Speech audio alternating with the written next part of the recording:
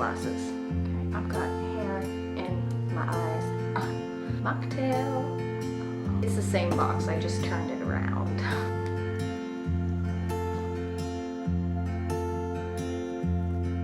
Hello fellow humans and welcome back to the Nerdy Fox. I'm Steph, and if you're new, welcome to my channel, and if you're returning, welcome back. As the title of this video says, this is my March TBR. I have a semi-theme for March. It's not 100%, but I am going a little more towards the horror genre.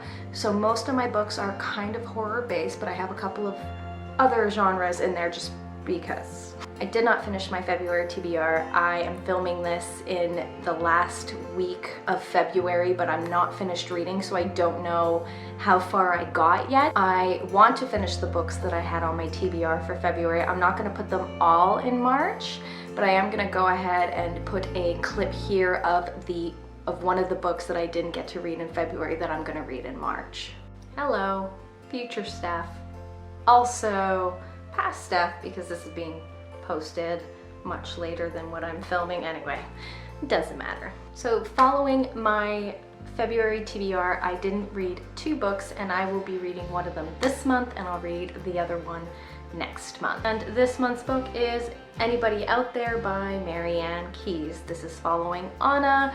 I already did a synopsis in my February TBR. I'm not going to go heavy into it. I'm already about 75 pages in, so I will be adding this to my March TBR. Also, totally forgot about audiobooks when I initially filmed this, so we're gonna get into that here. The first audiobook I will be listening to is The Starless Sea by Erin Morgenstern. I actually DNF'd this in 2019 or 2020. I can't remember. Everything kind of got mixed up. But I did get about halfway through the book and I DNF'd it because I was not enjoying it. I wasn't heavily getting into it. But to be honest, I was also in a reading slump, so that could have been it. I did not find it as confusing as other people did. I was just not enjoying it. I was speaking to a friend, and apparently this is one of her favorite books of all time, and she was telling me to give it another shot. I figured, why not? It is in my Audible account. I might as well try. The story is following there are 3 stories in this book. The main story is there is a library of stories underneath us all called the Starless Sea. Things happen. That's all I'm gonna say. And also, just because if I'm reading one Erin Morgenstern book, why not read another? I'm gonna go ahead and give the Night Circus a go. This is about a circus that just shows up without any notice, and the 2 main characters grew up in the circus and trained in the circus, and now they're part of a game that they didn't know that they would be pinned against one another, and there's only one victor. And if there is time, I am going to go ahead and read 1984 by George Orwell. To say that I love dystopians and I never read 1984 is some form of crime, I'm pretty sure. I just never got around to it. I have a physical copy of 1984, I just couldn't get into it.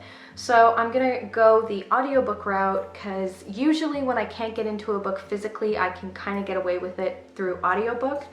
I did it with Brave New World, and I loved Brave New World by audiobooks. So I'm gonna hopefully give this one a go. I hope I don't actually need to give a synopsis of 1984, but it's a dystopian. The government has 100% control. There's a thing called the Thought Police, and yeah, it's one of the classic dystopians that I absolutely need to be able to say that I've read. Okay, now that that's taken care of, let's get to it. I am going to apologize in advance. A lot of the books I'm about to mention were mentioned in my February book haul, so if you want a little bit of a longer explanation of each book, I'll go ahead and link that video down below. The first book is Enter the Dark House by Laurie, Faria, Stolarz. This is a double feature book.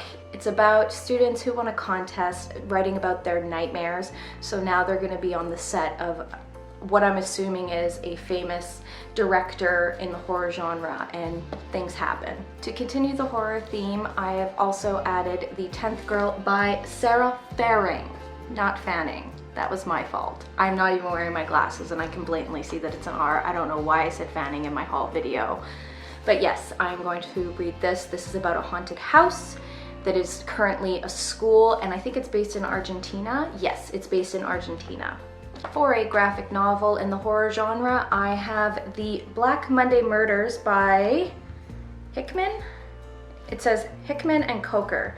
So one of those is an author and the other one is probably the main artist. And I actually don't know anything about this book. It was suggested to me by many people who read comics and know my kind of liking of comics, which is tend to be horror, disturbing. So they've suggested this to me, and this is actually a special book. Look out for an announcement soon. Next up is Wicked Saints by Emily A. Duncan.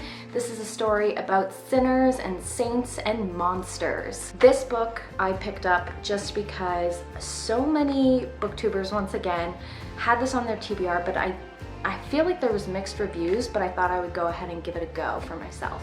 And the wonderful graphic novel From Hell by Alan Moore.